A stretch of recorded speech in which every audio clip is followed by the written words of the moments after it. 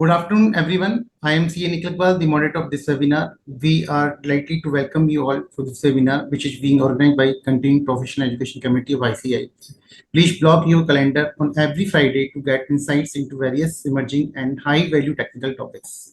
It is my pleasure to be a moderator for the webinar of this topic, how to handle GST litigation and second opportunity for CA profession in USA. In a short while, we will start this webinar first. I would like to provide you about the CP committee. The profession of chartered accountancy is growing leaps and bounds, and its phenomenon grow has brought in profession at the forefront. Today, our profession has acquired this indisable position in business and economy. ICI continuously aims to developing knowledge age so that the members stand out the expectations of the society. To achieve this object, the CP committee of the ICI has been continuously striving for perfection, integrity, and knowledge, which it make the world chartered accountant. Simultaneously, be excellence in service. This is direction the CP committee has always been proactive in the emerging need of the members, enabling them to acquiring contemporary knowledge and skills of the face changes effectively by organizing CP programs and providing adequate opportunity. The program of this evening as follows. We have two sessions of 1 hour each. The topic are how to handle GST and second opportunity for CA professional USA. Our eminent speaker will talk about mention two emerging area of the profession. Before starting anything, we will introduce our chairman CA Satish Gupta ji. I read out the brief profile of Mr. Satish Gupta ji.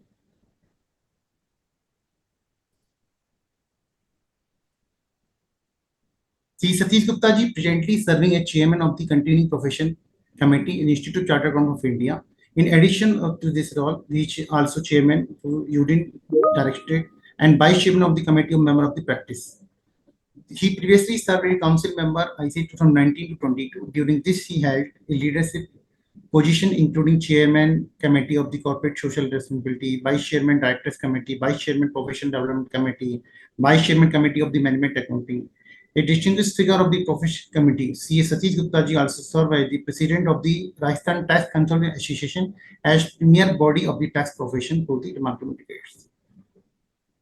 I request to Satish Gupta ji for welcome address. Please, sir. Thank you, Nikhil. My brother from Ajmer, past regional council member and expert in GST and all other subjects, C. Ankit Somani ji from Ajmer and Kishangarh, both places he covers. Other speakers from USA, CA Seles Rapolu and CA Rohit Gupta ji, who take the opportunities for chartered accountants in United States of America. And my brother CA Nikhil Agarwal, moderator of this particular webinar. Tiwari ji, proactive and very energetic secretary of the CPA committee. Deepika and other team members of the CPA committee, tech support team. And my dear friends who in very large number attending this webinar. Welcome each one of you in this Friday webinar of CPA committee. Friends, in this Friday webinar, we have incorporated 3 or 4 new things. So I would request that don't forget to attend the Friday webinar or any other webinar organized by the CPA committee, because we are trying to bring most of the knowledgeable faculties, giving you insight over the subject and also telling you about the opportunities in the profession. So we have incorporated 3 new things. I would just describe. Number 1 is opportunity in foreign country. I think you must be witnessing that we have already covered UAE, we have covered Kenya, we have covered UK also, and now we are going to cover the US, United States, where Sailesh Bhai and Rohit Gupta ji would take the session. They will tell us the opportunities for chartered accountants in the United States of America. Second thing which we have brought in these webinars, the industry-specific programs. If you remember, we have brought one speaker from the TCS speaking about the opportunities in the IT sector. And likewise, we are committed to bring several other speakers covering that particular industry where they are working, just to share what opportunities are in that particular industry for our chartered accountants. And third thing which we are going to bring very soon, the opportunities in government sector, the opportunities in the government schemes. Friends, we all are aware that there are several schemes where government of India or the other state governments in our country are working on several schemes, and see that we professionals, we chartered accountants are not taking those schemes very seriously, as we are not aware that how many opportunities those schemes have. So we are working on that very hard to bring some of the schemes in detail out of with the help of these webinars, that how our members can get the opportunity out of those schemes of the government of India and the schemes of the state government. This is all about the Friday webinar. I would like to tell you about CP something more. That CP is committed for two things this time: quality and the availability. Quality, friends, we just want to give our members the quality of the program, quality of the topic, quality of the speaker, and for bringing the quality of members in the programs, friends, you would be happy to know that this year onwards, we are going to implement real-time CPE credit attendance, meaning thereby that if any member attends for 4 hours only out of 12 hours registration, he or she will get credit of only 4 hours. This thing we are going to implement with the help of technology, and we need your wholehearted support in our this endeavor just to maintain the quality of the CPE program and to bring the glory of our profession accelerated in the right path. So it may be tough decision for some of our members, but still committee needs your support, committee needs your feedback. Yes, we would definitely like your suggestions and positive criticism also. Whatever you have, please let us know so we can work on that. As far as the availability of the CP program is concerned, friends, we are trying to reach out the last member of the ICI. For example, one member is situated in Arunachal Pradesh, and it is very tough for him to go to travel for 6 hours, 8 hours for attending the CPE programs to fulfill the requirement of physical CPE program, that is around 20 hours in a calendar year. What we are trying, that we are just going to form new CPE chapters, new CPE circles, or new CPE groups in each of that area, where those groups, those circles, and those chapters will ensure that each and every member in their jurisdiction does not feel herself or himself out of that CPE network. So this is our commitment of quality and availability this time, and we need your support for this particular our endeavors. Friends, time, we all are aware that total 20 hours of the physical CP credit is required. Out of that 20 hours in a calendar year, out of that 20 hours, 4 hours can be taken out of DLS. So there is only 16 hours physical training is required as of now in a calendar year. And I think, and that too, senior citizens are exempted for that physical training. So that too, friends, and I think that 16 hours physical training program is well within the reach of the each and every member, and we hope that each and every member would take it seriously and will attend those 16 hours physically in a calendar year.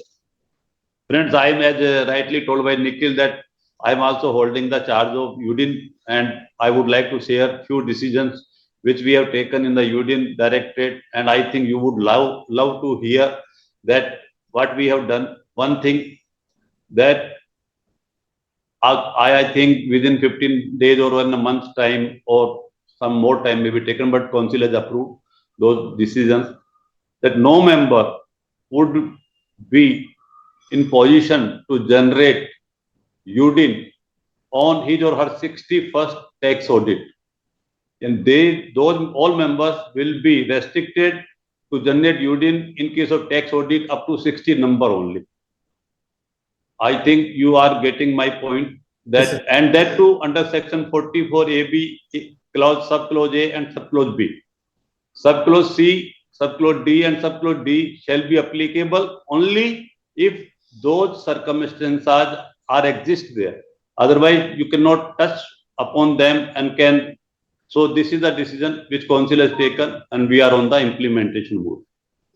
Second thing in the UDIN friends, wonderful thing, what is happening, what I got from several members, sir, uh, the auditee come to us, get his accounts audited, but does not pay our fees and moves to another chartered accountant for the next year's audit. So, and we are not in position to know the name of succeeding auditor that who has done the audit for the next year. So we can even not claim our pending audit fees, or we cannot even communicate to him that what are the technical objections in regard to his appointment. So friends, we are enabling our members through UDIN technology that they may know the name of succeeding auditor in case of their auditee which they audited in the preceding year.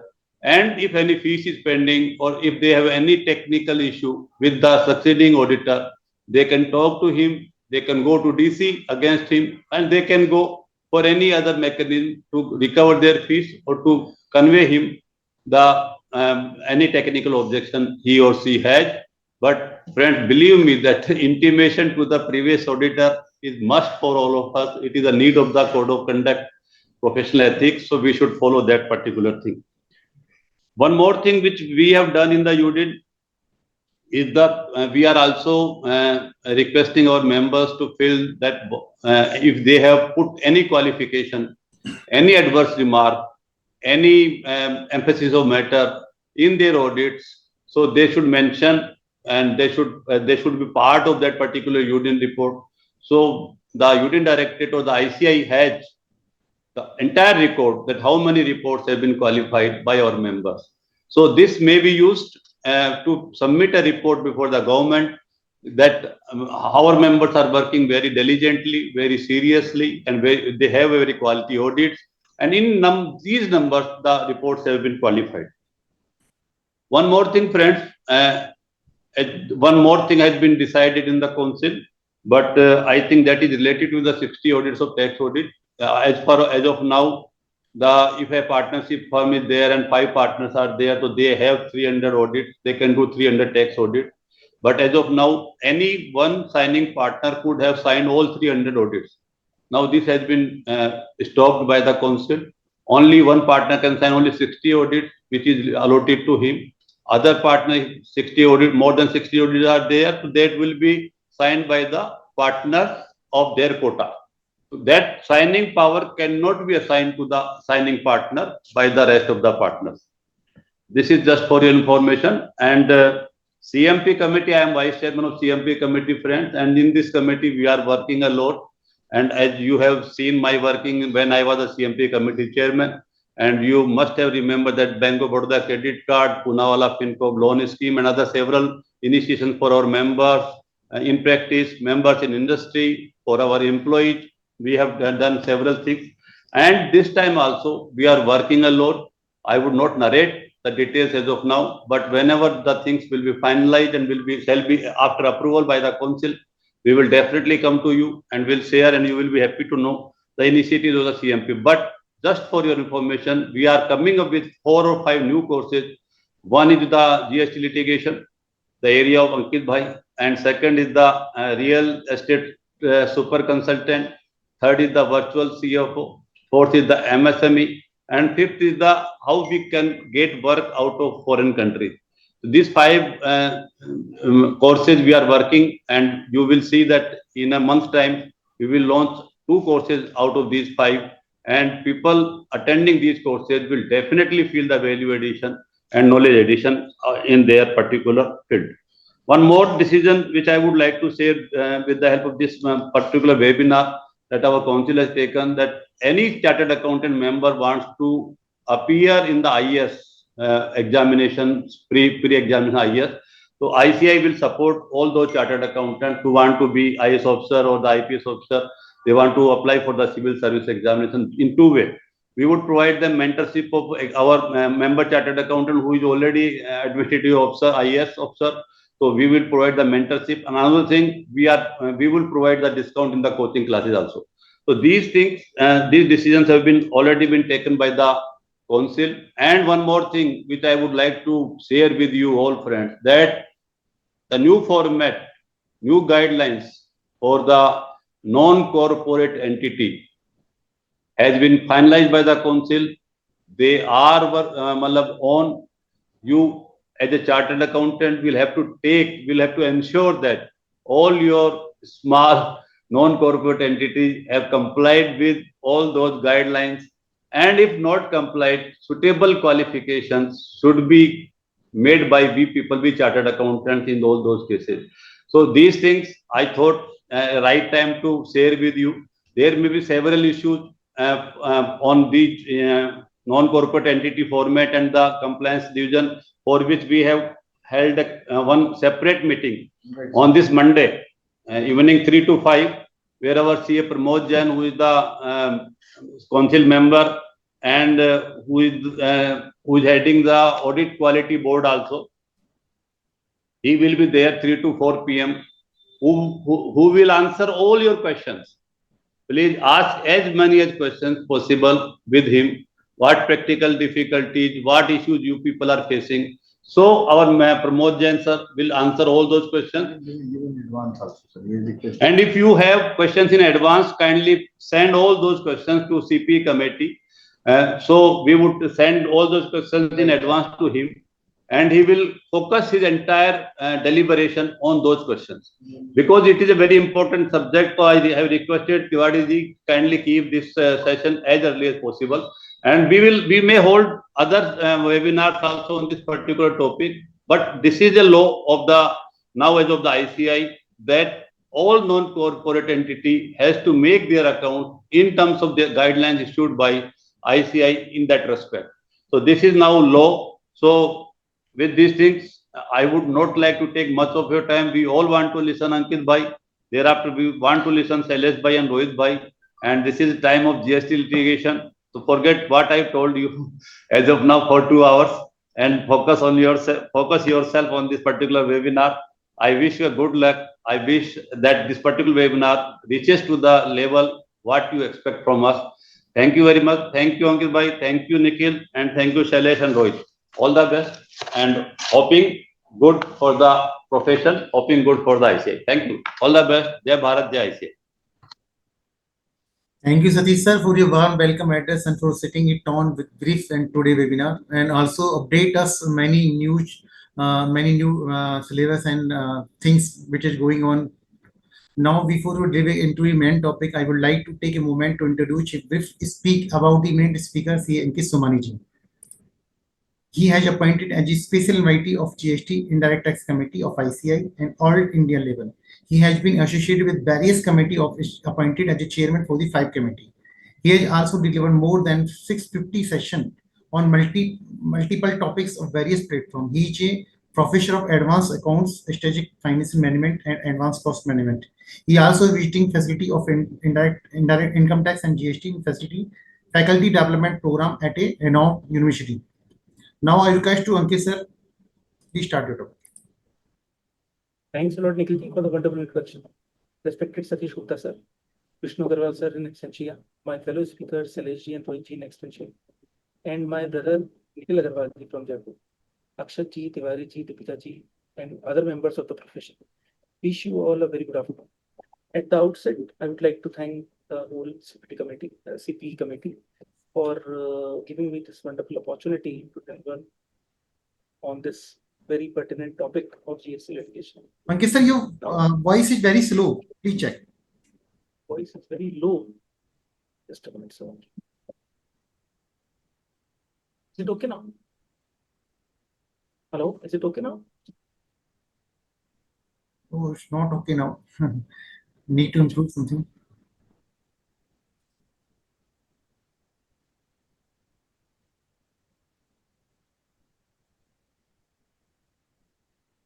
Just a minute, sir. Just a minute.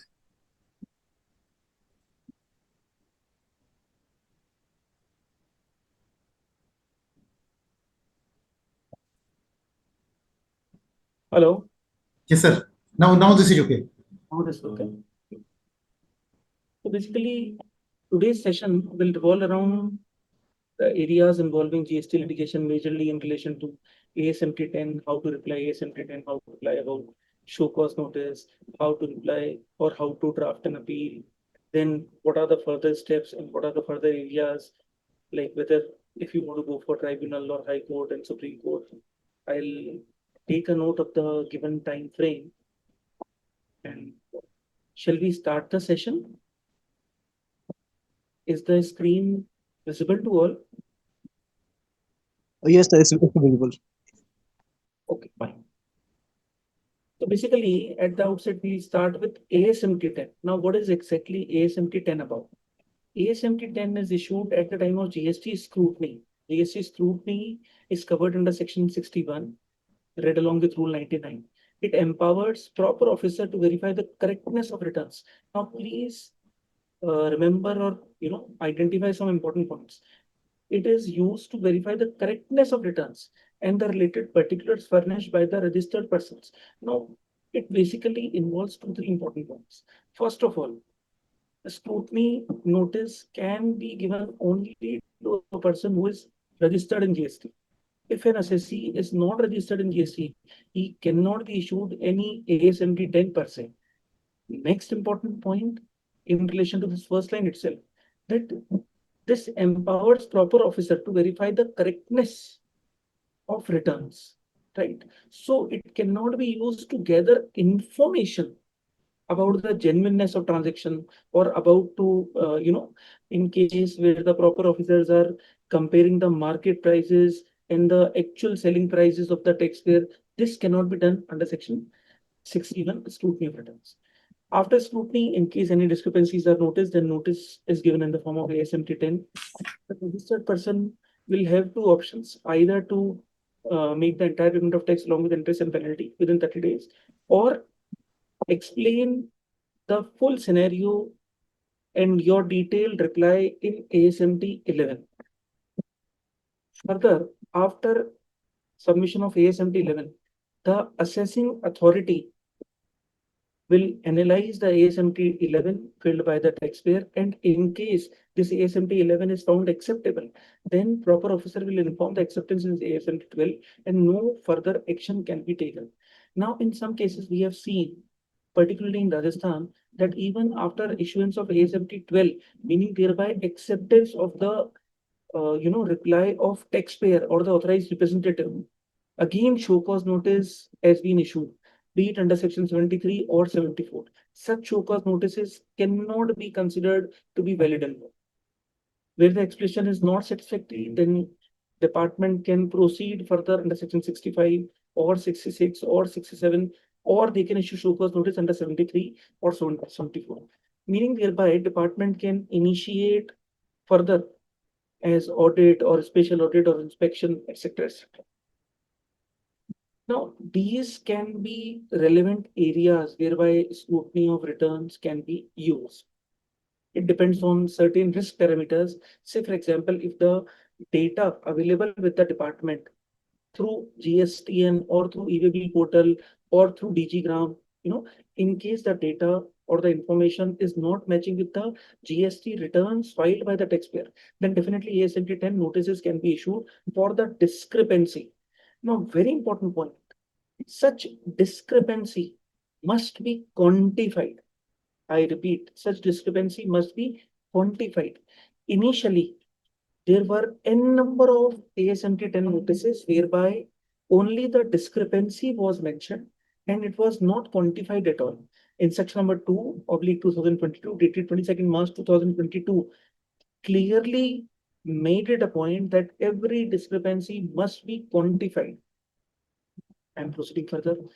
These are some of the examples which can be covered in the scrutiny notice. Like, say, for example, tax liability on account of outward tax supplies, Say, for example, there is variation between GSTR 1 and 3B, or variation between outward supply as per EV bill and outward supply as per 3B, or there can be variation between, some other information available with department as compared to information filled in by the taxpayer in his returns. Second point may be tax liability on account of inward supplies liable to reverse charge, meaning thereby in case uh, the taxpayer has not made payment for his reverse charge liability. Now there may be some reverse charge liability pertaining to the relevant accounting period, and which is getting reflected in GSTR 2A, but the same amount has not been paid off by the assessee while filing his GSTR 3B. It will definitely attract the notice under ASMT 10. Now, in case there is a difference between ITC availment in case of inward supplies from ISC, then definitely this can be proceeded. For all other ITC, in case there is difference between ITC as per GSTR 2A and ITC availed as per GSTR 3B. In initial years, say for example 1718, 1819, Circular 183 dated 27th of December 2022 has already been issued, and whereby a sort of, I would say a sort of relaxation has been given, where in case you can submit some written declaration from the supplier. Along with that, if you are in a position to submit the original bills, copies of original bills, then definitely this amount can be, even this difference can be ignored by the department. Now, in later or years, meaning thereby financial year 1920 and 2021, Circular 193 was being issued, which was issued on 17th of July 2023. Now, again, these two circulars played a pivotal role for all these kinds of discrepancies in input tax credit as far as initial 4 years are considered. One important point to be discussed here is definitely for the later 2 years, meaning thereby 1920 and 2021, you have to even consider the impact of Rule 36 sub Rule 4, whereby there was a catch, there was a overall capping on ITC which can be availed even if which was not visible in GSTR. Rule 36 sub Rule 4 was introduced on 9th of October 2019, and it has been amended several times. Initially, on 9th of October 2019, when it was introduced, it was like whatever amount of ITC which is visible in GSTR 2A, wait, whatever amount of eligible ITC. So we are now going to say eligible ITC. Now, what is eligible ITC? ITC, total ITC as visible in GSTR 2A minus ineligible ITC, which is visible in GSTR 2A. So this amounts to this results in overall ITC which is visible in 2A and which is eligible also. So whatever amount of eligible ITC is visible in 2A, maximum ITC what you can avail in your 3PS, 120% of this amount from the period of 9th of October 2019 to 31st December 2019.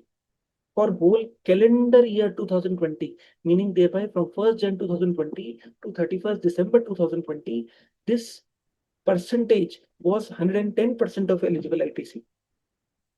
Beginning from 1st of Jan 2021, this 110% was reduced to 105%. And then from 1st of April 2021, this amount was exactly equal to as whatever is visible in GSTR 2B. And now law introduced a new concept of GSTR 2B. Rules introduced a new concept, right? Although it was later on became a part of CGST Act also by virtue of finance budget.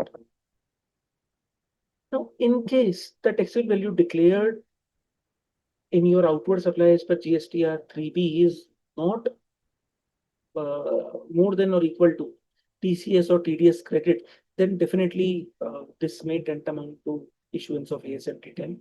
Now, in case EV bill amounts outward supplies is not matching with liability on account of outward supplies in GSTR 3B, then again notice under section 61 can be issued and ASMT 10 can be issued for this. Now, in case you have received input tax credit from a supplier whose registration has been cancelled retrospectively. There are lot many cases in respect of this, and I believe as on date there are lot many pending litigations also. Although there are some positive judgments of Calcutta High Court in this respect, but still at initial levels, department is not considering that point of view. But yes, these demands are most likely getting clogged with appeals. Now, ineligible ITC, like say for example, the supplier has not given the invoice to the recipient, or the supplier has not issued the debit notes, then such suppliers have not filed their GSTR 3B for the said period. Then notices belonging to section 16 subsection 4, I am very happy and relaxed in this view that for the initial 4 years, the time limit was extended till 30th of November 2021. So definitely this was a welcome move. Section 16 subsection 5 and section 16 subsection 6 has been already issued and notified also. In fact, even GST amnesty scheme was being brought to reduce the litigations on account of 16 subsection 4. Then further, ITC availed in respect of import of goods in which is appearing in table 4A1 of GSTR 3B, it may be verified in details of table 10 and 11 of GSTR 2A. Whether the registered person has made reversals of ITC in accordance with provisions of Rule 42 and 43, this can also be a point of question for ASMT 10. Now, whether the registered person has faced interest liability. Now, this is very highly litigation prone area.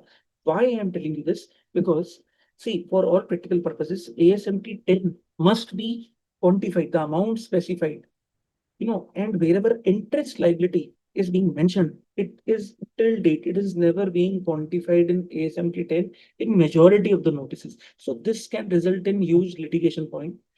Whether the registered person has paid late fees or not, this can also be one of the area. Now, this is what we have just discussed. First of all, department will issue ASMT 10. The taxpayer will reply in accordance with ASMT 11 format issued by ASMT 11, and then in case the department is fully satisfied with the replies made by the taxpayer, then department will issue ASMT 12 and drop the proceedings. In case department is not satisfied, then department will further initiate the process under section 65 or 66 or 67, or it can even issue show cause notice under 73 or 74. What should be the course of action when we receive ASMT 10? See, first of all, in case the notice is not valid, then it is your first point to uh, challenge the notice. If you have not challenged the notice in the first place, then at later on stages, such notice cannot be challenged also. Now, these points are relevant even for show cause notice, like the notice must be issued by a proper officer, details of assessee must be accurate, then must be mentioned. Now, practically, all the notices issued by CGST department at pan-India level are having 10, but majorly still all the notices issued by state department are not having 10. Check the date on which ASMT 10 has been issued, whether quantification has been done or not, whether ASMT 10 is properly served or not, whether it has been served through email or it has been uploaded only on portal. These can be some of the areas, although we will discuss in detail section 169 in relation to serving of notice. You must reply the notice, but yes, there is no need for any kind of personal hearing. There is no need as per law. There is no need for any kind of personal hearing in the case of ASMT 10. I am proceeding further. Whether all issues can be covered under ASMT 10? No, sir. Jharkhand High Court clearly mentioned in Shriram Stoneworks for the state of Jharkhand that ASMT 10 cannot be issued only on account of discrepancies filed by the assessee. This does not empower GST officers to issue ASMT 10 for identifying discrepancies relating to valuation. Next important topic for today's session is show cause notice. What is show cause notice? Why it is important? Basically, it sets the law in motion. Show cause notice gives a feeling or gives a notice or gives a basic gives a notice to the taxpayer to explain Excuse that. me, Ankit sir, your voice is not clear now. Reach, try to reach. Your topic is very good, but due to lack of volume, Is it okay, sir, now? this is okay in this language. Okay. Okay, sir. Please keep this tone. Yes, sir. Yes, sir. Now, reasonable opportunity of being heard. Is it audible now, sir? Yes, sir, this is okay. Now Okay. this, Okay. Reasonable opportunity of being heard must be given before passing any kind of adverse order. Principle of natural justice must be followed. Audi alteram partem, this is the legal maxim. Basically, it means let the other side be heard. And this is the perfect saying which goes, unsaid also. It applies everywhere. And it is one of the part of principle of natural justice also, that no person can be adjudged guilty without being given an opportunity to reasonable opportunity of being heard. Show cause notice is must. It is a sine qua non for any demand proceedings, and it sets the law in motion. It is a foundation on which department has to build its case. It is an indispensable part of proceedings. If a particular point is not raised in show cause notice, it cannot be raised later on at any of the appellate stages also. Now, this is also very, very important because at some cases, at some points, we always visualize that in case a show cause notice is not framed on a proper point, then department always tries to use another point to disallow ITC or to raise demand in any other fashion or raising another point. Show cause notice is being issued for giving reasonable opportunity of being heard. Again, this is a very important aspect of providing principle of natural justice. Any other communication, letter, endorsement, suggestion, or advisory from tax department cannot be considered to be a show cause. Show cause notice has to be issued under specific sections of law with all the essential ingredients. It cannot be, on a simple letter.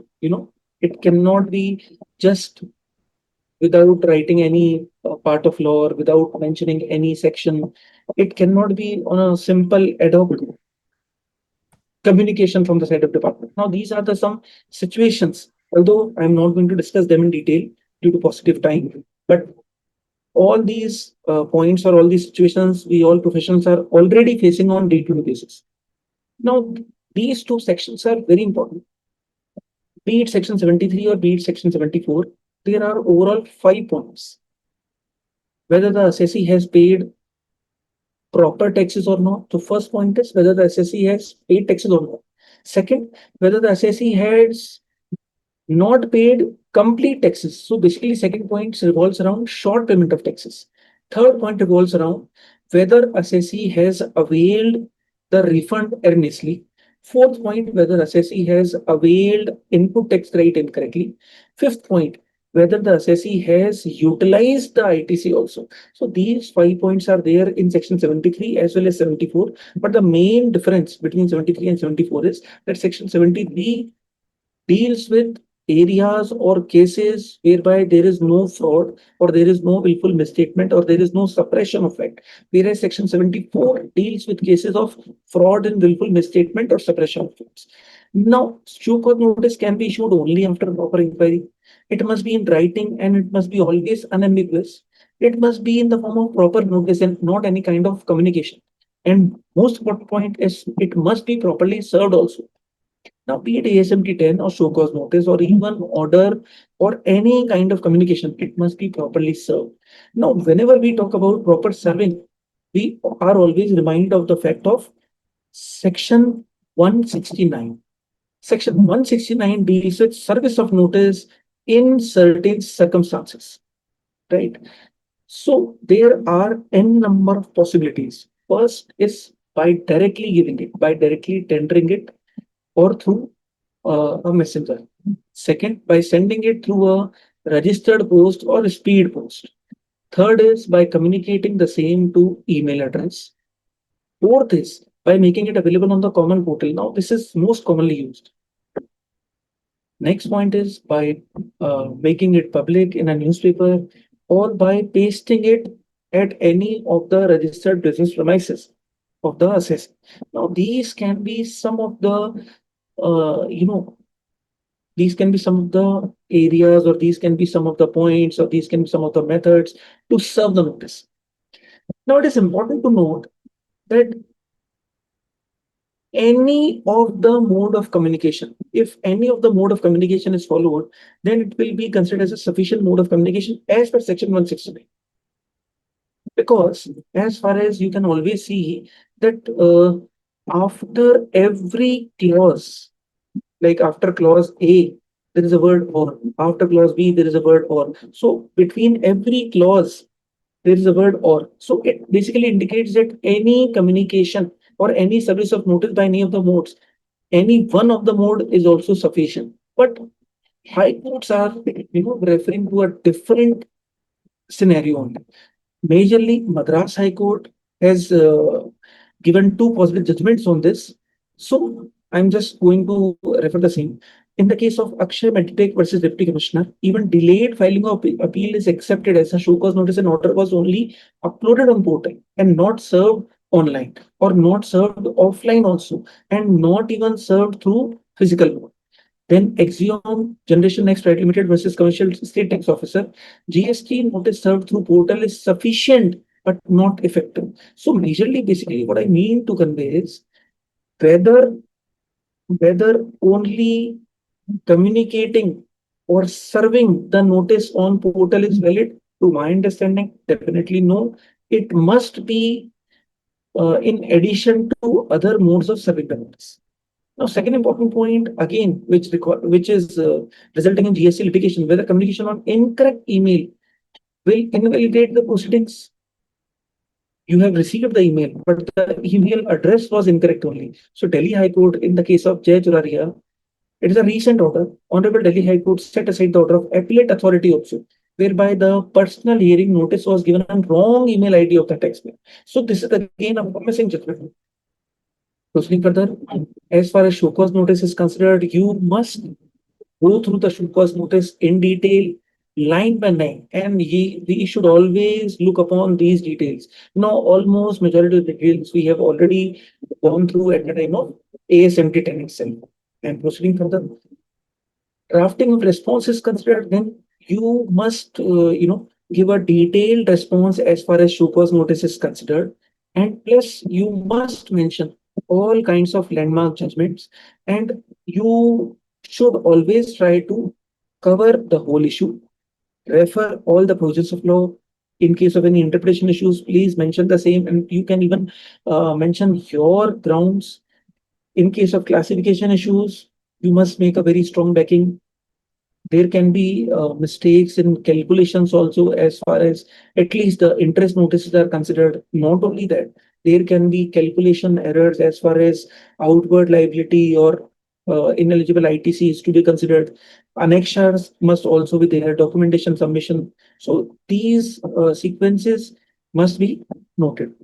As far as section 73 and 74 are considered, we have already gone through the differences. Majorly, section 73 deals with areas of non-fraud, whereas section 74 deals with areas of fraud, willful misrepresentation, willful misstatement, suppression of facts. There is one more section, section 76. Now, technically, section 76 deals with areas as of whereby the taxpayer has collected the tax from the recipient, but has not paid off or passed on the taxes to government. Now, this is a very serious offense as far as section 76 is concerned. This is a very serious offense, and technically there is no time deadline for the same offense. As far as section 73 and 74 are considered, the order, I repeat, the order must be given. The order must be given within a period of 3 years and within a period of 5 years from the due date of filing of return. Now, as we all are aware, for the initial 4 or 5 years, the due date of filing of annual return was always verified. So accordingly, even the due date to issue show cause notice for section 73 or section 74, and even the date of passing order of section 73 and 74 also gets deferred automatically. Proceeding further, a statement of demand in lieu of show cause notice can be served. What I mean to convey here is that definitely there must be some demand notice to be considered. But in the case of section 76, only show cause notice is prescribed, and there is no concept such as statement of demand. Now, under section 73, there is a concept of zero penalty in case any assessee deposits the tax within 30 days of issuance of show cause notice. Then there is no penalty per se. Right now, in the case of section 74, if the assessee has deposited the tax amount along with whole interest, then on his or on its own motion, then there is no penalty. Now, in case department has found out this and this dash and dash error, and department has notified the error to the assessee, and the assessee admits the fault and makes the payment for tax along with due interest before issuance of show cause notice, maximum liability, maximum penalty cannot exceed 15% of the tax amount. In case assessee makes payment of tax along with interest within 30 days of issuance of show cause notice, the penalty is up to 25% of tax amount. In case amount is not paid after 30 days, minimum penalty amounts to 30%, minimum penalty amounts to 50% of the tax amount. In case order is being passed, then minimum penalty is 100% of the tax amount. But as far as section 76 is concerned, there is no question of zero penalty, and the penalty is always 100% of tax amount. As far as appeals are considered, who can file appeal? See, whosoever is the agreed person can file the appeal. Pre-deposit, whether in cash or credit, yes, you can definitely go forward with the pre-deposit in credit also, through credit ledger also. But in case the demand created was in relation to RCM liability, then definitely even the 10% pre-deposit amount must be in cash amount. Time limit, whether you will file the appeal in 30 days, 60 days, 90 days, 120 days, sir. You have to file the appeal in 3 months, sir. 3 months. There is no concept of days here. Condemnation of delay, yes, maximum 1 month period is allowed. Maximum 1 month period is allowed. But yes, you must mention the reasons also. Whether condemnation is a right of assessee or depends upon the appellate authority. So to my understanding, with due respect, it is absolutely the prerogative of appellate authority only. It cannot be considered a right of assessee person. Whether appeal is to be filed online, yes, sir, appeal is to be filed online. But in case order was issued offline, then the order is definitely not appearing on the portal. What is to be done in that case? Should we wait that the order to be uploaded online and then only we are going to file the appeal? No, sir, not in my personal views. In case the order has been issued on offline mode, then you can even file the appeal through offline mode itself. But yes, make this point, make this communication very clear with the appellate authority also, that this order was not being uploaded online, and hence we are filing the appeal through offline mode only. What is to be done for the purpose of pre-deposit in this case? This is a very serious matter. See, in all the cases whereby the appeal was to be filed in offline mode, why? Because the order was also issued in offline mode. Then in all these cases, the pre-deposit should be made through DRC 03 only. This is my personal view. But yes, this is resulting in positive uh, acceptance of appeal from the side of the appellate authority. Whether any physical copy is to be submitted, technically no. As per law, there is no need to submit any physical copies. But yes, as far as practical areas, practical points are concerned, definitely physical copies are to be submitted. Although this depends from state to state. Now, how many copies are to be submitted? Again, this depends from state to state, not only from state to state, but also from CGST department to SGST department also. Like particularly in Rajasthan, SGST department takes 2 copies physically, and CGST department takes 2 copies or 3 copies in physical format. What are the important documents? See, what important documents as far as we consider about the annexures for the appeal, it should be, first of all, APL 01. Then next important point, facts of the case. Then what are the grounds for appeal? Then you should move towards, in case there is a case of condonation of delay, then application for condonation. Further, what are the areas? Say, for example, in case you have got any medical ground for condemnation, then even you should uh, attach a copy of the medical proof for condemnation of delay. Then you should attach copy of the order. You should attach copy of DRC-7 order in original. In case needed, that there was a mistake in show cause notice, something, then you can even attach show cause notice. You must attach power of attorney. Then in case the question revolves around 2A 3B, then you should attach 2A also. You should attach 3B copies also, and etc. etc. So rest of the annexures depends upon the facts of the case or the matter. Important is with respect this we have already considered whether appeal can be filed offline. This we have considered whether a filing appeal is sufficient for a stay. Technically, no. See, what is happening is, as far as State Department, State GST is considered, they are issuing APL2 also, and APL2 can be considered as a sufficient compliance for stay orders. Otherwise, in case APL2 is not issued, then definitely this cannot be said that stay order has been issued, right? But as far as CGST is considered, normally they are not following the procedural aspect of issuing APL. What is the second level appellate authority? So second level appellate authority is definitely appellate tribunal. Yes, the laws has been announced, laws has been issued. Still, appellate tribunal is still to be still to come for operational in almost all the SLS.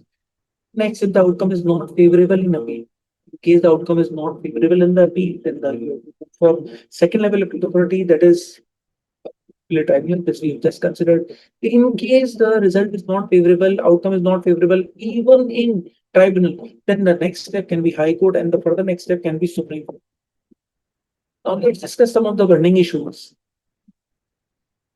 In case you are receiving notices under section notices with respect to 2A 3B input text credit issue differences, then you can always refer and you can take the benefit of Circular 183 and Circular 193, which we have already discussed at the beginning of the session. In case supplier has filed GSTR 1 or 3B after 30th September, but yes, definitely because it was being visible in GSTR 2A, then to my understanding, or 2B also, then to my understanding, definitely this can be a reasonable ground to file. What if RCM liability is not paid? Whether this RCM liability can be paid now and taken ITC? Yes, to my understanding, definitely yes. Even a circular was issued for the same in June 2024. What about ITC of previous years? Like in case you have not availed ITC in relation to previous years, other than RCM. Say, for example, you did not avail ITC belong to financial year 22-23. Whether you can avail the ITC now? No, sir, definitely no. You should not take such ITC now. But what if it is a case of ITC in respect of RCM? See, basically, as far as input tax credit is considered, then there should be four important practical covenants which should be taken care. First important point, the taxpayer must be having, the taxpayer must be having the invoice for the same. Now, in the case of RCM, there is concept of self-generated invoice under section 31(3)(f), right? So this is very, very important that whenever you are making payment of RCM liability, then you must issue or you must prepare self-generated invoice also, because that is a must requirement as per section 16 subsection 2 clause A is considered. Right? Then as far as any notice or any show cause notice or any matter in relation to rule 86B has been issued, then I would recommend all the taxpayers and all the authorized representatives of the chartered accountants to please go through rule 86B in detail. And there are some exceptions, like majorly by which you can leave apart the application of rule 86B is that in the immediately preceding 2 financial years, whether the assessee or at least 2 partners or managing directors and other 2 directors, any of them, whether they have made payment of income tax of minimum 1 lakh rupees in the immediately two preceding years for which notices are given. As far as treatment of discount is considered, now this is a very big topic. In in case the time permits, I might take 15-20 minutes on this also, but let's understand the importance of possibility of time. Whenever there is a case of or the department has raised allegations about the reversal of ITC in respect of treatment of discount, or in case department initiates claim or department initiates a bond in respect of outward tax liability, in case such discount has been shown in credit side of trading account or credit side of P&L account, then what is to be done for that? See, I would recommend that the most important point,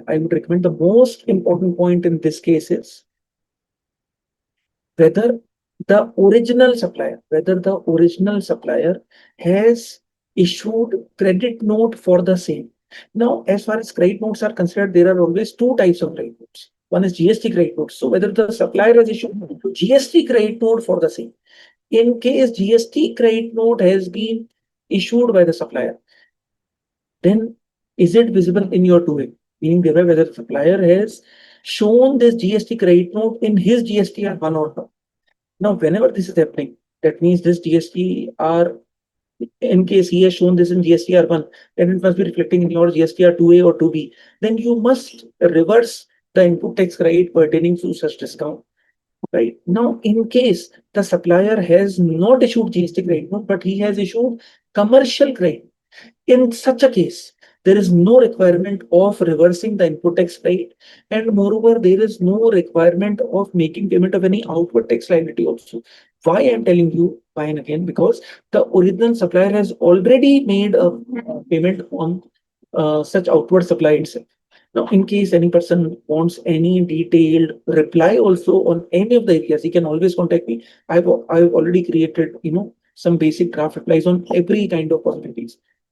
Now, for any kind of demand in respect of Rule 36 sub Rule 4, then definitely you should know and you should refer the exact periods. Like say, for example, you should refer notification number 49 by 2019, dated 9th of October 2019.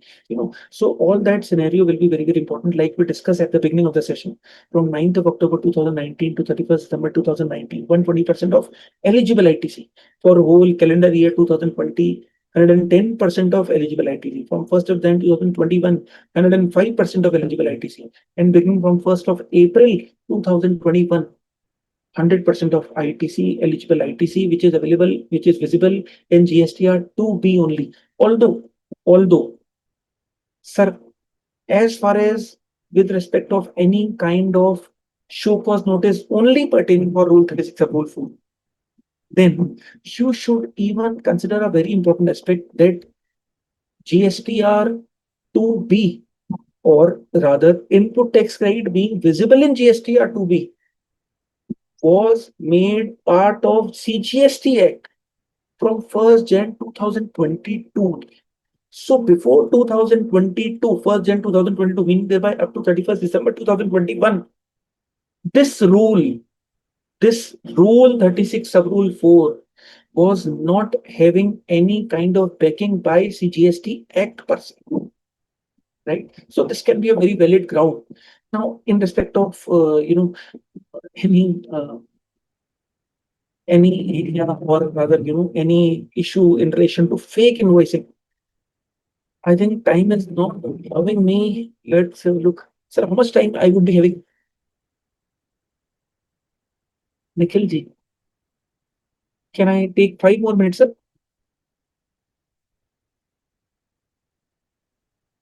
Okay, let's proceed further for 5 minutes. Now, whenever you receive a notice for fake invoicing, let's understand with an example. Suppose if the ultimate receiver receives a notice from the department. Now, the background is assessee has purchased goods worth rupees 10 lakhs. The GST portion, let us assume 12%, 1.2 lakhs. Previous suppliers have not deposited the tax, but they have agreed that they deal in bogus invoices. Hence, department is saying to deposit tax 1.2 lakhs along with interest, say for example 30%, 30,000, and penalty 15% of tax, say for example 18,000. So nearly 1.7 lakhs. So see, As a matter of fact, 1.7 lakhs looks very meager in case the whole scenario is true, right? But suppose if the assessee wants to accept the claim of demand, why he would want to accept the claim of demand? Probably due to the if the amount is very low. No, this cannot be the whole reason. You know, basically he might consider it with respect to for the peace of mind also. But as a professional, it is your duty to explain the repercussions also. Basically, you are agreeing to this fact that the inward supply is weak. Very carefully. This will result in a demand under Income Tax Act under Section 271 AAD, and there would be a penalty amount equalizing to rupees 10 lakhs. So now it is not a matter of 1.7 lakhs, but now the matter has reached to height of 11.7 lakhs. Moreover, it will even result in liability under Section 132, subsection 1C. Now, since purchase is fake, hence even supply is fake. And it can reoccur. It can result in reoccurrence of the whole liability again. So it might result in liability of 23 lakhs, hearing 23 lakhs. Now, even if the assessee decides to deposit the amount, make it very, very clear that you are doing the same to restrict the penalty amount up to 50%. Whenever I am saying to deposit the amount, it refers to tax along with due amount of interest. Because in case interest element is not being deposited, then this cannot save you from the penalty portion. Even if the deposit of demand is made, it must be clearly mentioned that it's the case of deposit under protest. This will help you a lot in the case of any proceedings under Income Tax Act later. Never ever admit the fault. Some other issues, royalty on mines, I think the matter is resolved now with all practical aspects. And the Supreme Court has given a verdict that yes, there would be a GST liability on RCM basis on royalty. But still, one major point, nowadays department has raised a lot of show cause notice with respect to royalty notices on mines. Sir, all these notices are being issued under Section 74. You have got always a right to challenge such notices. Why department is issuing notice under Section 74? Because the time deadline to issue show cause notice under Section 73 for initial 3 years has already gone. So department is trying every possible move to convert the Section 73 notice to Section 74 notice. You should definitely oppose the same. As far as ITC on biodiesel or fuel oil is considered, you are in a position to avail the same because there is no debarring in law whereby you are being required to reverse the ITC per se as far as GST Act is considered. As far as RCM liability on permit fees is considered, definitely there would be a RCM liability on permit fees in the case of transporters. If we consider safari retreats case, we all must be aware that Supreme Court has put down a big time length. And now what is the result? The ultimate outcome of the ruling is that, see, particularly in case where the whole construction is being made for a mall or for a scenario where the whole building was to be given on rent, then definitely you can avail the ITC. But otherwise, for all other scenarios, it must be viewed or it must be considered on case to case basis. Now, whenever I'm referring to case basis, what it basically means? It basically means whether such construction was required or not, and whether it will tantamount to be fall under plant or machine or plant and machine or not. Although there is a huge war which is going on as far as Section 17.5C, 17.5D is considered in this case. But yes, even the GSA Council has given a recommendation to the department to later on give a clarification or amend the law. And in the last budget, even Section 17.5, subsection 17.5, clause D has been amended, but such amendment has yet not been effective. So Sorry, basically we are limit of time and we have some question for you. Okay, sir. Okay, 1 minute. So in case anyone has any query, he can always contact me. With this, I give a rest to my voice. Thank you for the patient hearing. Thank you, sir. Thank you, Ankit sir. Can we take some query? Sure, sir. Yes, sir. Query Nagraj Parmeshwar have a query. There is any time limit for issue ASMT 10? So technically, there is no time limit to issue ASMT 10, but what is happening is the next step for ASMT 10 can be either audit, departmental audit, or a special audit, or notice, show cause notice under section 73 or 74. So you have to understand whether the time limit of the respective section 73 or 74 has gone up. In case the time limit is still there, then definitely ASMT 10 notice can also rise. Anshul Agrawal have a query. Please show the pictorial sites ASMT 10 again. Is there any explain very fast? I think we top this query. We take next query. This next query, the department issue notice the order only through the GST portal, even for taxpayer whose registration have been cancelled. This is practice. Is this practice correct? Sir, I would definitely say that this practice should be avoided, and even for all practical aspects, even there should be a communication via email, there should be a communication via physical sending of notice also. I have just again opened the same slide whereby the person who has made the query, he can note down the relevant case laws of Madras High Court. Yes, next query, please. Next query, sir, please elaborate regarding your views in respect of ITC of previous year. What are the issues? Thanks. ITC pertaining to previous year, I think question is not very clear, but still, ITC pertaining to previous year, say for example 24-25 financial year, in case any assessee or any taxpayer has not availed the same, then he can definitely avail such ITC till the 30th day of November 2025 for any kind of GSTR 3B which is being filed up to 30th November 2025. We can always avail ITC pertaining to immediately previous year. Next query, sir, in income tax we deduct TDS in section 194R. Should we pay GST on such incentive voucher or other scheme? To my understanding, definitely this is the big time litigation point of view, and it may tend amount to GST liability also. But actually, there are n number of scenarios possible whereby TDS under section 194R was being deducted. Some examples can be issuance of gold voucher. Another example can be, whereby foreign travel was being offered. So there are n number of different examples. Every example will result in different scenario as far as GST liability is concerned. So next question.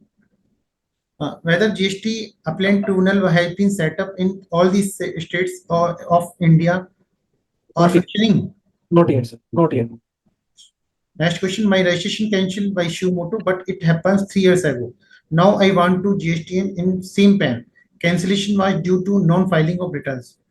What do I do? So logically speaking, the best reply would be to make payment of the related GST liability pertaining to previous GST number. Fill the GST returns up to date of cancellation and then again apply for the new registration. Otherwise, whenever you are going to apply for the registration, there would be a query that there was a GST number allotted on so and so PAN number. So there cannot be any GST number allotted in case the previous dues are not being paid off. Thank you, Ankit sir, for your outstanding session of GST litigation. Your presentation was only in this content, but also delivered in very clear and engaging manner. You managed to cover all the key aspects of topic with short time.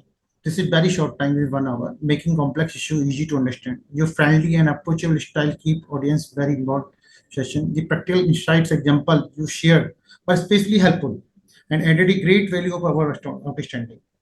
We truly appreciate your time, efforts, and experience, and look forward to learning from you again in future. Thank you, Ankit sir.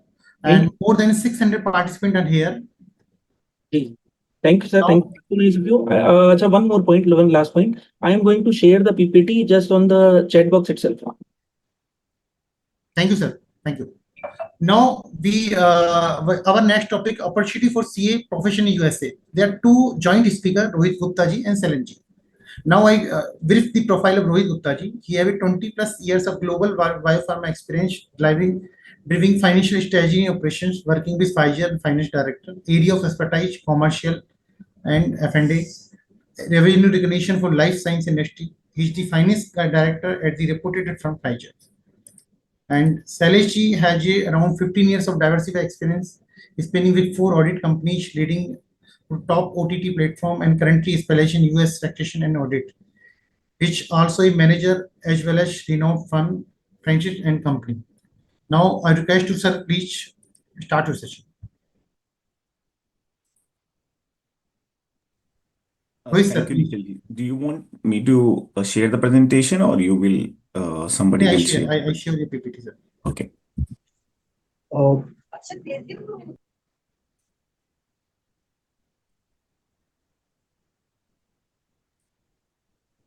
Nikhil, you're sharing the Word document.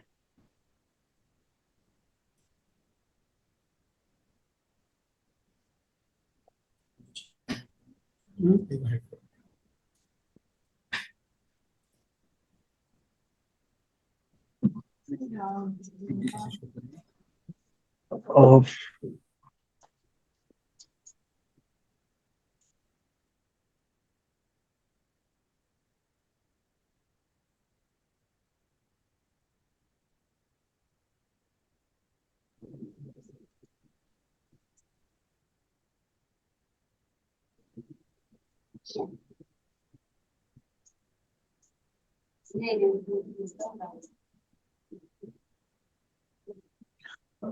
Rohit sir and Shailesh sir, if it is comfortable for you, I would just request you to share the PPT yourself, and such that it would be helpful for you to like Yes, I can share.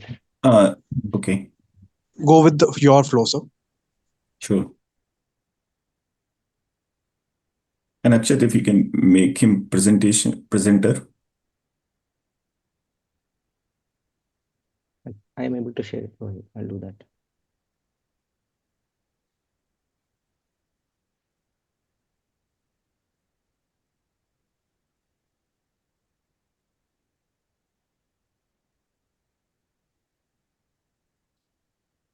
Yeah, I'll do that.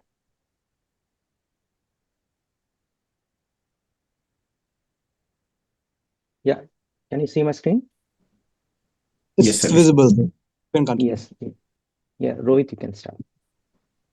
Yeah, before I start, thanks to Ankit, great presentation on GST litigation. And before I kick off and introduce myself,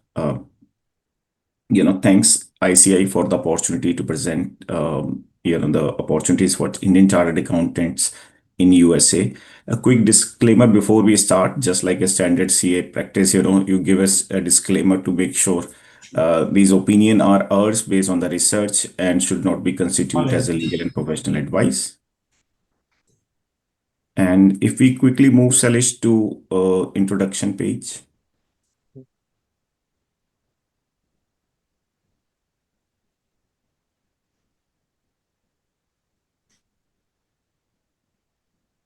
Just before the first page, the introduction. This is the first one. Okay. So I've been, in US about 15 plus years, working in life science industries. Started with Pepsi back in India, then moved with company Jubilant Life Sciences and spent 15 plus years in life science space. So accounting, and we're going to talk about what are the opportunities for Indian chartered accountants in US. Before we dig deeper into this topic, so we thought it will be good to just talk about the overall market size for the in US. Accounting and related services account for about $200 billion in terms of size. The lion's share, the major share comes from accounting services, about 120 million, and related services.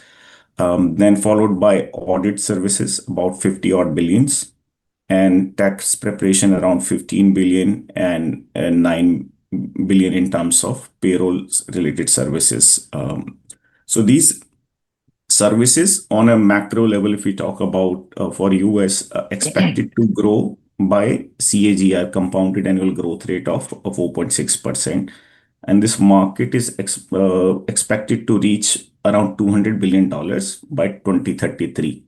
So in terms of a size, it's a big market, and accounting and consulting related services are the major ones, if we look at from the sizing perspective. So moving on to next slide. Rohit, a small addition. The 200 billion is only for the accounting practice and payroll services alone. Yeah. Thanks, Alish. Yeah.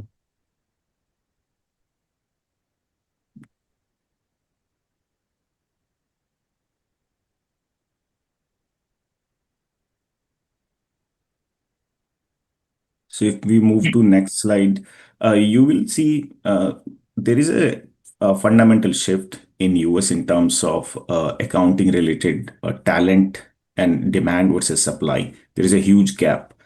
Um, on the right hand side, you will see accounting talent pool is drying very fast, and less accountants are available to do the job. If I double click on those things, what is happening at overall country level? The number of employed accountants and auditors have declined by 17% from 2019. So if we look at 2019, what was the peak of number of people employed in that profession has declined by 17%. So there is a significant talent gap which exists, and less people are registering for accounting. We look at the data for number of undergraduates. So that's been constantly declining. So from 2018 to 2023, the enrollment has declined by 19%. So one, your number of accountants working have declined.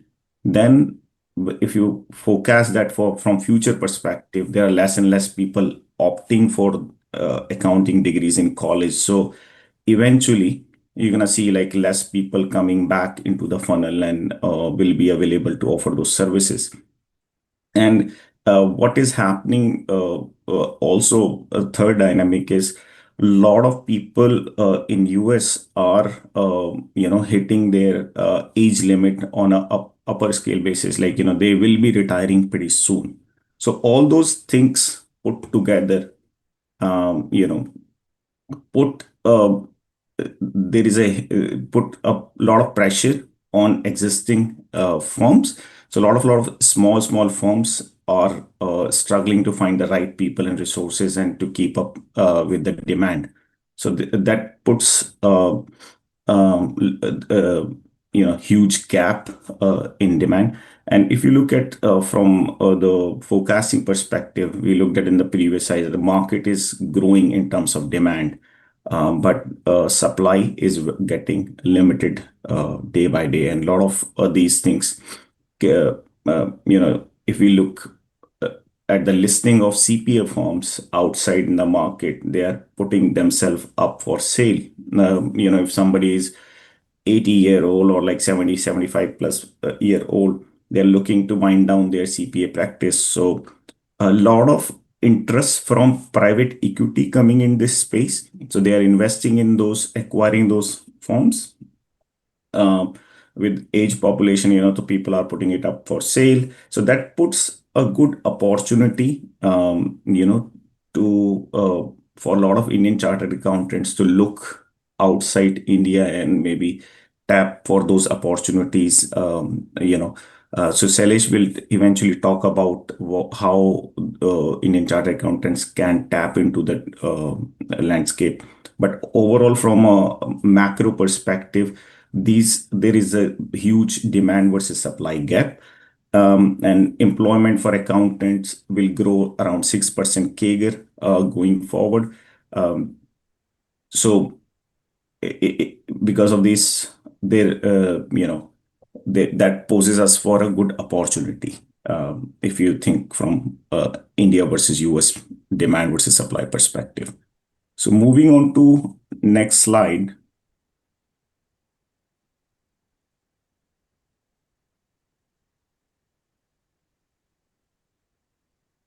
So Sailesh, you will take it from there in terms of how those opportunities can be leveraged. The four categories you can talk about. Yes, Rohit, I'll take from here. And thank you for giving me the start. Um, uh, Good evening, fellow chartered accountants. Sailesh, uh, yeah, my name is Sailesh. Um, yeah, in the previous two slides, Rohit was taking through like uh, how is the demand and supply, and it's giving us showing up that how opportunities are available in the US market. I'll be taking through you the means and ways of US opportunities. I have break down into four buckets. One is EB5 program, through which you can obtain a green card and do your business in the US. Second is partnering by getting into an agreement with a US CPA or a tax firm in US where you can do an offshore kind of an activity. Third is a work visa.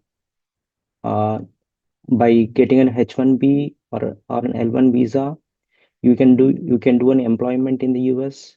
And fourth is the last, where the fresh chartered accountants are more interested into getting into masters or STEM program, doing the masters and then getting into employment.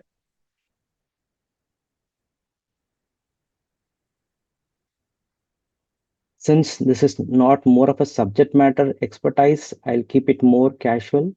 All these topics are basically discussed on a day-to-day basis. In the US, it's more like a chai pe charcha kind of a thing.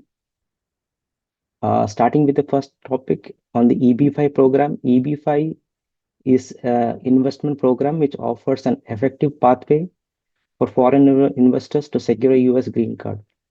Green card is more of a permanent residence, which allows you to make investment, and you can do business of any kind in the US market.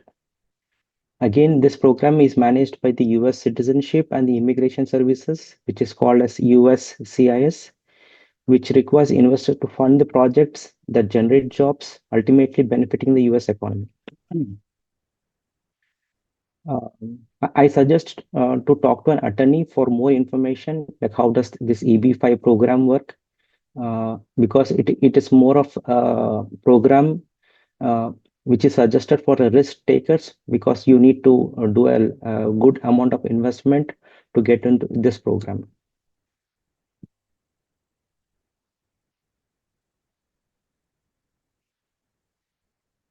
And if I talk about the key information on the EB5 program, the investment amount is under 800K if you're putting into a targeted employment area, and it goes up to 1.05 million in a standard area, which is a non-TEA.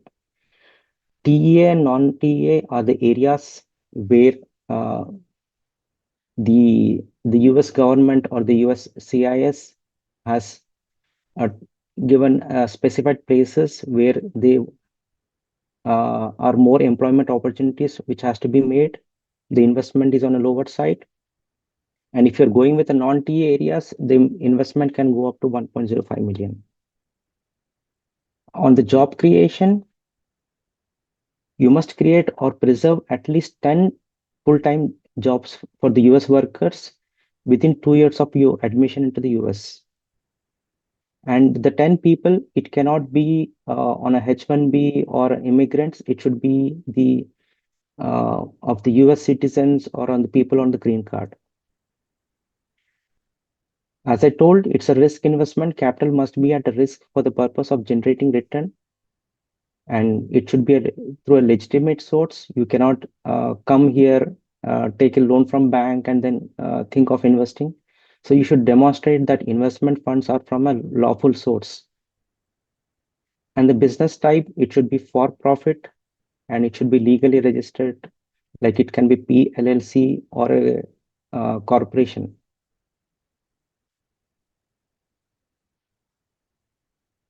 Going to the second one, like partnering with the US CPA firm or a tax firm.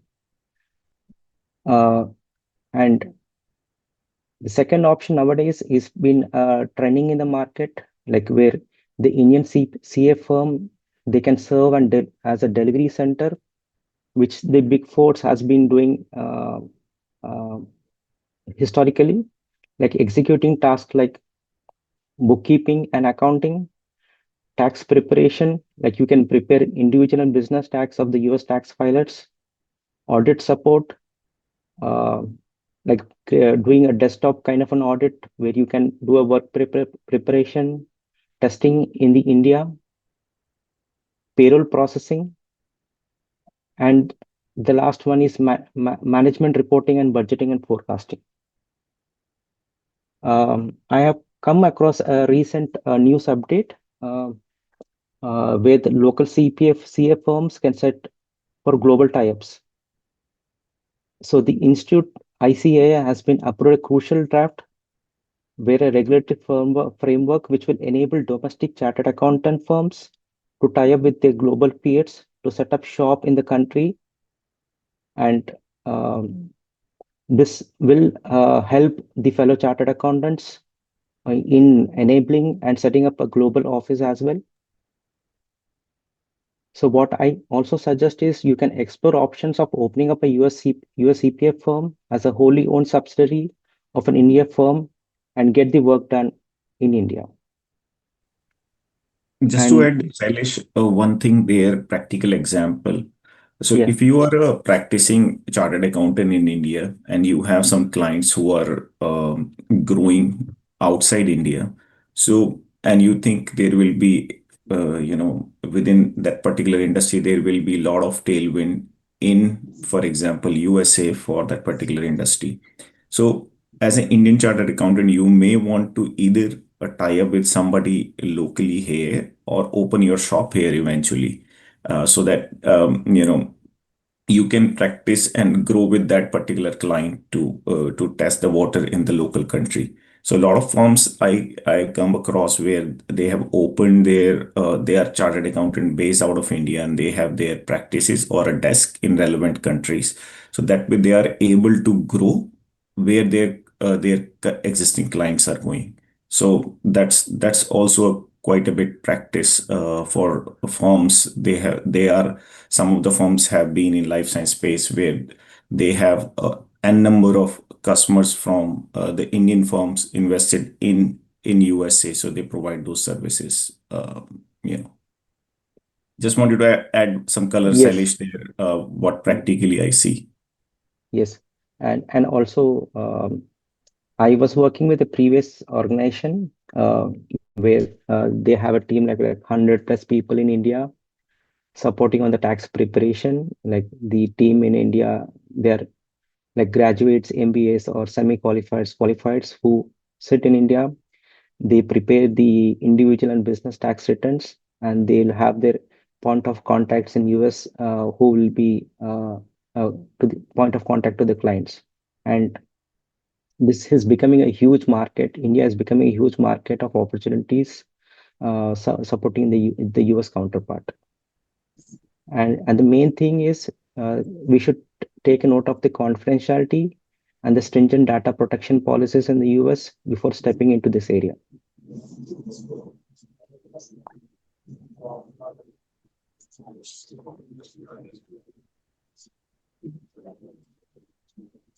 Uh, and the third opportunity is getting a work visa for for yourself in the US. I have categorized into two areas. One is you get an H1B and H4 EAD visa, and second one is L1 and L2 visa. If I talk about H1B and H4 EAD visa, H1B is more of a selection process for H1B through a lottery system. So your employer will opt for this lottery system, and if your name gets picked up, then the process starts. And once the H1B application process is done, each one of you will have a work permit of 3 + 3 years to work with your employer in US. Extension is still possible over 3 + 3 years to work if the green card process is started. Change of employer can be done through a legitimate process and documentation is required. One thing we need to remember is you cannot set up any active business holding an H-1B visa,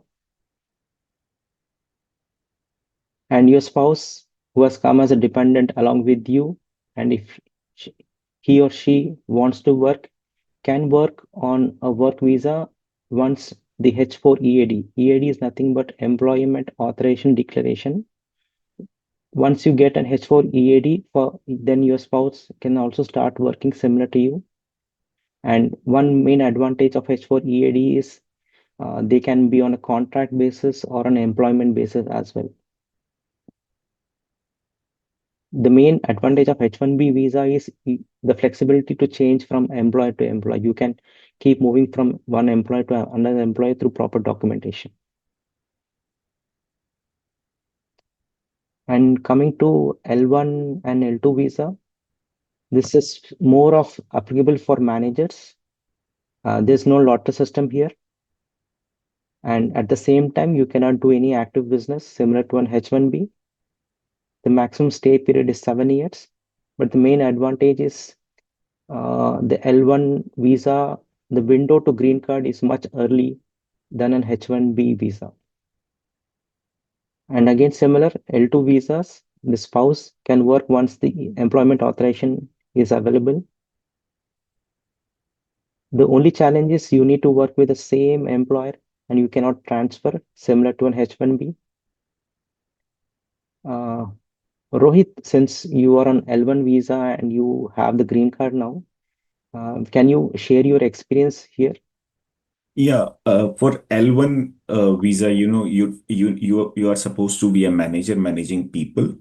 So when I came to US, came on L1A visa in executive category, and it's a quick, as Salish mentioned, it's a quick window to get the green card. But L1As are issued when there is a absolutely need here for example, if you are based out of my previous firm was based out of India, we acquired two manufacturing plants in US. So there was a integration on integration of business operations from US to India. So I came in a management capacity, to integrate those businesses with India. And so think of L1A more manager slash executive category, where you are either managing folks in India, and then you are eligible, and you will be managing people here as well in US. And that skill set, you need to justify, like, why that particular skill is not available in US, and you will add some value to the US economy. So it's a quick path to green card, but eventually there are pros and cons. You cannot change employment. You have to work with the same employer until and unless you get your green card. And one more thing, what I'm seeing right now is like even earlier it was only the tech graduates who were getting the visas. And surprisingly, like even the accounts background people have started also getting the H1B's visas, and which is opening up an opportunity for the accountants sitting in India. Yeah. Uh, And nowadays with L1, I see it all across the board, right? A lot of companies like Amazon, Microsoft, a lot of these companies are leveraging that L1 route. And they have the people working for them in offshore different countries, and then eventually they bring them to states based on their skill set.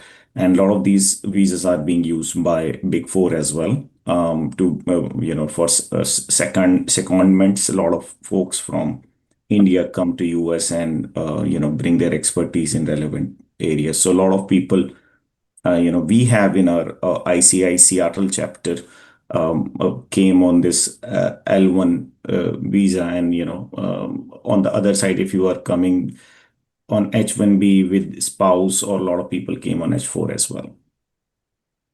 yes. And if we see also the count of chartered accountants, what we are seeing in the total United States, there are like 1,000 plus chartered accountants, and like many um, coming to the US on a daily basis, mostly the newly qualified chartered accountants who are keen to do their masters in the US. And once they do their masters, they'll get a 3 years of work permit, which will allow them to work in US, and then uh, file an H1B and extend their presence and service in the US. Rohit, can you continue here and give the what are the key considerations for the Indian CAs, like apart from the 3 or 4 areas what I've been talking, what should a chartered accountant keep a note of on this opportunities in the US? Uh, so same slide or selection next? Yeah, this one. Yeah. The next one. Yeah. So sorry, there was a lag. So yeah, I think just to wrap up, we thought let's put some considerations. If you are Indian chartered accountant looking for opportunities in US, what few things you may pay attention, or what will might be kind of a work as a tailwind for you. So having a CP certification highly recommended, not only for better job prospects. If you're gonna be practicing in US, it will be good to have a CPA certification to get yourself a local foot on the ground. That will number one, enhance your credibility with the local certification. Plus, it gets familiarize you with the local laws and the regulations. And then EB5 program is a costly. Rohit, 1 second. And also, the for us to understand more on the US taxation, the CPA certification will help us a lot to understand like how does the US taxation work. Yeah, if anyone is looking for getting into a taxation area, I think pursuing a CPA with the taxation, I highly recommend. The other one for taxation is an enroll agent, which is only specialized into taxation, but CPA altogether, which is all equivalent to a CA, is an advisable. Yeah. Thanks, Salesh. Salesh is practicing in taxation, so he has a good experience or solid experience in terms of taxation. So thanks for that advice, Salesh. Um, and then talking about the EB5 program, is a costly affair. There is a upfront investment if you're willing to spend that much money to invest for US practices. It is there for risk takers. And there is, as Salish mentioned earlier as well, in terms of partnership, right? You can find some US firms who are ready to outsource work to India. That's also on a cost arbitrage basis. A lot of GCCs are being set up in India. If we take a step back, a lot of consolidation of services is happening across the board, right? Even the large, small, and medium, all kind of companies are looking to standardize their processes. And then once you standardize, you find a geography which could be, there might be some cost arbitrage where you can get your work done, the quality work done at a reasonable price. So that India has a huge advantage to play there. And in terms of visa and work authorization, uh, H1B sponsorship, L1 visas we talked about for the professionals. I don't want to get into the latest what's in the news. You might have heard of a gold card as well if you want to spend certain $1 million. That's a new one coming. And then there are other routes people have taken is like they come for their masters or STEM program, and then they get the F1 or OPT work permit, and then eventually have their feet on the ground and then explore relevant opportunity. Other thing, you should be aware of compliance or slash what I will say, more watch outs. US is very litigious country. So, you know, just like water changes at every turn, every river and well. So here in US as well, there are a lot of laws There are federal laws, there are state laws, and county level rules and regulations which you should be aware of. As you set up your practice in particular state, it may look very different than a similar practice setting up that similar practice in a different state. So state plus county level compliance is one of the key consideration where you should land or set up your office, or which kind of a area you should be serving. And definitely in terms of networking, right? Now ICI has a mandate of creating these international chapters. Not only in US, we are targeting to have chapters across each state. So we have our Seattle chapter, San Francisco chapter is also very active. Dallas, Texas. There are a number of chapters being opened in US. Um, um, to expand the profession. And there are, as Salesh mentioned, thousands of chartered accountants, 1,000+ chartered accountants in US. You know, they are practicing as well. They have a good tie with uh, fellow chartered accountants in India. So it will be another avenue for you to tap into and look for some to expand your professional services outside India in USA. So I think, Salish, that's what we have, or anything. Yes, Rohit. We wanted to make it. This is more of a casual, not a casual. It's not a. It's more of a not a subject matter. So we want to keep it more interactive. Yeah, we can Yeah. open up for questions. So, Nikhilji, Yes, hopefully sir. Yes, that give the there are some flavor question. to everybody. There are some question. Mr. Ashok Kumar Ora have a question. What would be situation if President Trump suddenly deny, cancel all visa to charter content who are employed there or working as professional CPA? Please. So, if you are working as a professional CPA, you most likely must be green card holder. So you cannot practice on visas. Typically, visas are granted um, for work for working Employment. for employment. Unless and until you opt for an EB-5 program where you do an investment of 800K, then the USCIS gives you the opportunity, which is a conditional green card of 2 years. And once you meet all the requirements where you show them you have done a legitimate investment and shown a 10 people of minimum employment, then you'll get a proper authorizations after the 2 years window. Hope we answered the Shivam's question. Yes, sir. Next question, Mr. Suraj Rajpurohit from Hyderabad. How to set up office in US? I am practicing in India without any partnering with tax firm in USA. Yes, I think Salish mentioned that EB-5 investment category, and then if you, so I think the question is they want to set up independently, right, without partnering anybody. Without So that I partnering. think, yeah, so that's the only one route. I think EB-5 is the one. You can set up a second office, like you can say it is more of a subsidiary kind of an office. You are the holding company, but since you need to be physically present in US, you need to have a team in US like a qualified CPA. Again, you should start providing employment where you should file for H1Bs or L1s for your employees. Then from India, they'll come and physically be present here. But at the same time, for you to do a certification, you need to hold a CPA certification, because with CA qualification or certification, you cannot certify any of the audits or the examination or review what we do here.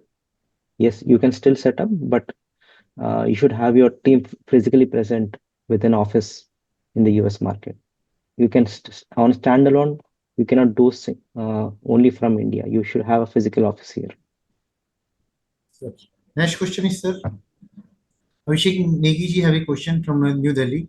Is there any organization that sponsors that the CPA certification? CPA or CPE? I repeat, sir, question. Yeah. So are they asking about CPE or CPA? CPA. CPA. Yeah, I mean CPA is AICPA is the ASAP. organization. They are the one, just like ICI India. AICPA is the organization which provides CPA certification. And one more thing addition is like each state has their own like certification thing. So you need to opt for which state you want to get your certificate. Say if you want to get a certificate from the Washington state, you should enroll with the Washington state as the same. Though the head cat is the AICPA, but again down you have the each state giving you a certification. Next question is CPA certification cost, training, classes, if any. Uh, the cost wise, I've been hearing multiple names in the India who are providing good CPA material and online classes. I think we being a qualified chartered accountants, I think we can enroll into those courses and listen to those videos, and it won't be a much as challenge as for a regular graduates. Cost wise, uh, it can, including your exam fee, it can go up to 2 lakhs to 2.5 lakhs, including the course fee and the exam fee. If you're writing an exam in the India, you will have some additional fees which has to be paid. But at the same time, when you are giving your exam in the US, it's slightly lesser because it's since that you are writing directly in the US region, and Then for you your writing account your for that exams, yeah, travel you costs and have other things. travel costs, and at the same time you have the exams has to be given at a prometric center where you will have an online exam. Yes, Nikhilji. Yes, sir. Next question is US CMA of any value, each comparison to other US qualification? US CMA. Yes. I don't have much on the US CMA. Rohit, do you have anything heard about US No, I CMA? cannot comment on that particular CMA. As CPA is quite valuable, and sharing my experience as well. That having a being a chartered accountant, plus CPA, that adds a lot of value in terms of your local presence in US. Because a lot of time job requirements specifically call out for CPA. Now people are getting aware of, like, chartered accountant is degree get a equivalent or a similar certification standing. So that's open us up gate in terms of employment opportunities. Having a CPA done, it's if you've done chartered accountancy, I would say there are fairly you will do well in CPA exam. Based on my experience, and Sailesh is doing it right now, so he can mention something about the CPA license. Yeah. And if you talk about more of a CMA, it is like you're comparing a CA and a CW in India compared to a CPA and a CMA. I think there's one or two subjects which you need to give for a CMA exam, but for a CPA, it's a 4 subject exam. Yes, sir. Next question, how to connect with CA in USA? Yeah, as Nohit mentioned, connecting with the CA in USA, um, it's more of now we have all the social media, LinkedIn, that is one way, but the presence in US is very much important for you to get connected, as we have the local chapters and we have local WhatsApp networks where we can connect to the entire network of the US market. Sure, sure. Next question, how to join ICI US chapter, currently working as a professional chartered accountant in India? I don't think it will allow for a for a person residing in India to be a member or a person in the US chapters. So the main motto is to encourage the members in the US market and help them networking and getting into jobs.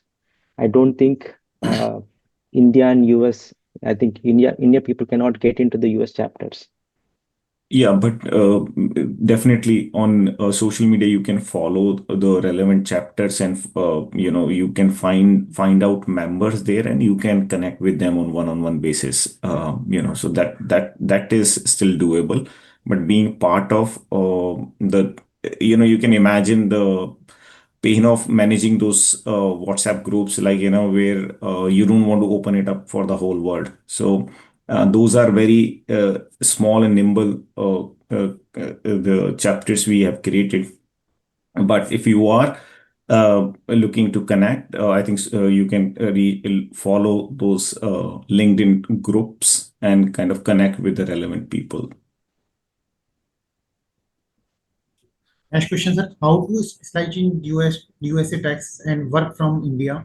Are there any special courses available which are recognized for USA tax practice? There are, as we spoke, there are two courses which I recommend. One is the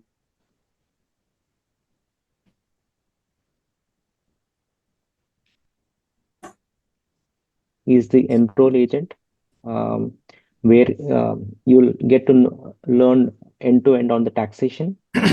But for a chartered accountant, I still suggest CPA is the best course, which gives you a certification. It's like a dual degree. You can also do an audit and taxation, but when you do an enroll agent, you are more certified to present yourself in front of an IRS, like an income tax department in India. Next question, sir. Can we do filing of income tax return of US citizens sitting in India? Yeah, it's more of a back office kind of a work thing. You can do a filing because you'll be at the end of the day, you'll be using all the setup or the networks of the US, because you need to have a proper licensed tax software for you to do the filing. Everything will be sitting in the US, but only thing is that you click the button from India. Everything, the setup and the license, you need to buy it in the US market. Next question. There is a practical problem engaging with CPA USA 1. Now there is a hug request to US CPH for partnering, partnering or working. Sometimes US CPA close all the operations without any legitimate reasoning. How should we build a strong position so that the counterpart CPA can trust things? You understand? Repeat. I did not get this question. Rohit, did you I get this repeat, one? I sir repeat this question. There is a Sure. practical problem engaging with CPA in USA 1. Now there is hug request to US CPH for partnering or working. Mhm. Sometimes US CPA close all the operations without any legitimate reasoning. How should we build a strong position so that the counterpart? I think the whosoever asked this question, they're saying that might be particular instances where something might have happened. But I would say having a clear partnership with, if you come up with the terms and with high engagement, I don't see it as a challenge. When you are partnering with your counterparts in US versus India, you need to do some reliable credibility checks and all those things, so that you are signing with the on a good relationship and with a clear cut expectation. So I don't see that as a challenge, and unless looks like there might be a particular instance which the person was referring to. Yes. Next question is, if someone want to CPA firm put up for sales, how can someone can about those? What could be costs? Yeah, There's a website also, like me and Rohit were talking about, where you can see the list of CPA firms which are on sale, and you have price also mentioned, which starts from $300K and it can go to $1 million.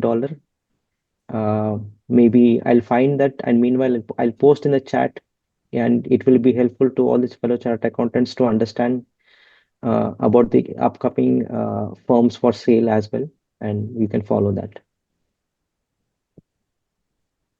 Yeah. Next question, sir. Is ACCAH valuable in US? Which is better, CPA or ACCA? I'm not very close to ACCA.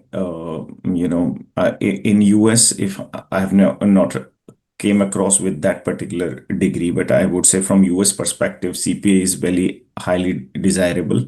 And we talked about, the enrollment gaps and all those things. So, considering those things, the demand for CPA is gonna be strong in future as well. Sure. Next question is, generally, how many years it would take to be a CPA? As I think, Salish, you can tell, I think if you have enough credits, which is your from your graduation or so, I think you can do as fast as 3 to 5 One six months, six Yeah, 6 months. 6 months. 6 months is a good time, but Yeah. for a working professional, I think 1 year should be a good time to uh, clear all the 4 exams.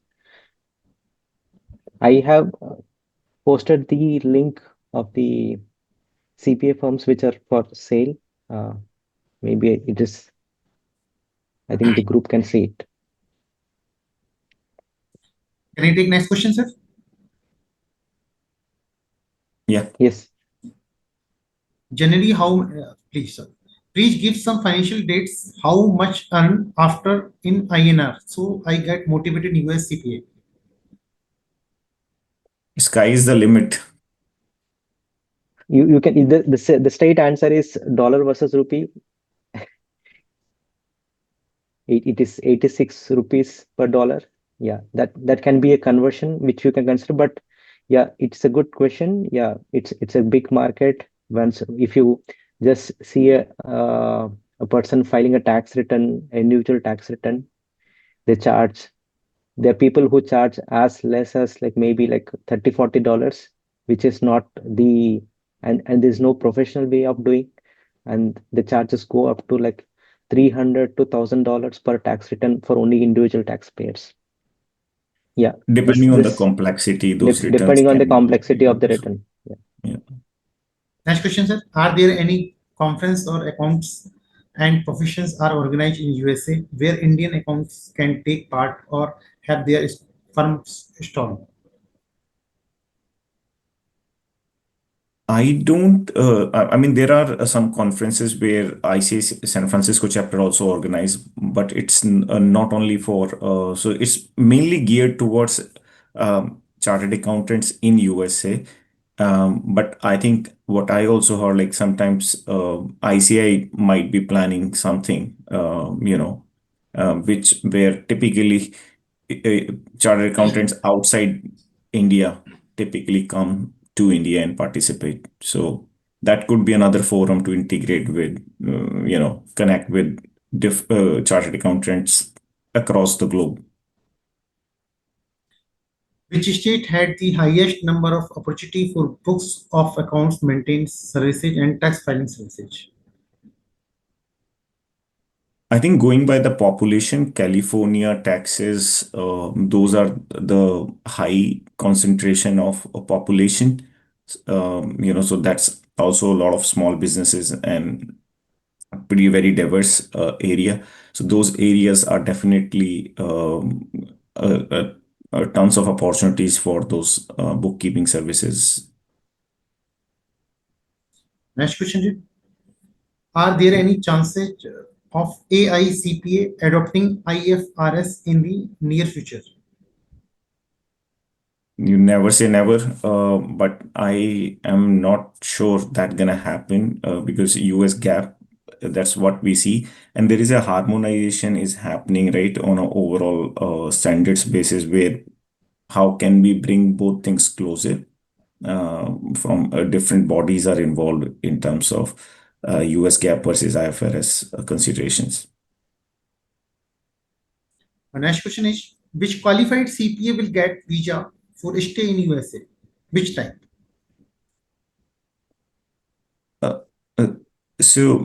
There is no direct, you have to find that I think you need to double click on the 4 categories which Salish mentioned earlier. If you want to directly set up your shop in USA, you have to go through EB5 route. But if you have some employment related visas, those things are separate. So depending on a relevant situation, you need to look for those opportunities. There is not a possibility where you can sort of directly apply if you have done CPA and here you go. Thank you, sir. Now all questions are over. On behalf of the organizing committee, I extend my grateful thanks to CA Saleshi and Rohitji both their insightful session on opportunity on Indian chartered accountant in USA. Your vast experience spanning global finance, US taxation, leadership role, CPA program, much clearly reflected in the depth of your presentation. You covered the wide range of practical pathway and visa options in concise, engaging manner. We truly appreciate your time, knowledge, force in guiding our member towards international opportunity. Thank you once again for enriching us with your expertise and experience. Now, I request for closing remarks to our Vice Chairman, Vishnu Agrawalji.